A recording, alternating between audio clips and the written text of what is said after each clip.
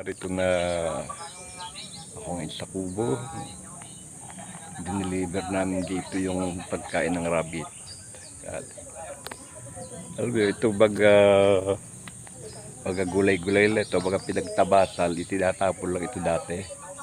Ngayon, dahil sa naos yung pag-aalaga ng rabbit, malaking tulong ito. Yung salip na basura na mabulok ay nagiging pagkain na ng rabbit.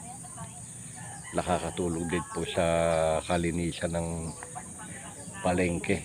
Nababawasan yung mga basura na dapat na nabubulok. Yan, marami na ngayon nag-aalaga ng rabbit dito sa silang. Kaya marami na rin po kumukuha ng mga pinagtabasa ng mga gulay.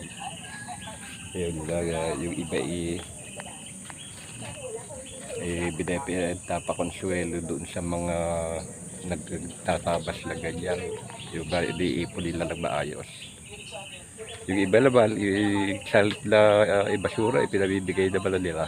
Merong nabibigay, meron naman nagbebenta kasi pinaghihirapan nila yung pagtatabas. Ayan po, bilang tulong natin sa kalinisan, paligiran. Yan, kinukuha na rin natin, binibili yung ibang mga patapon na gulay.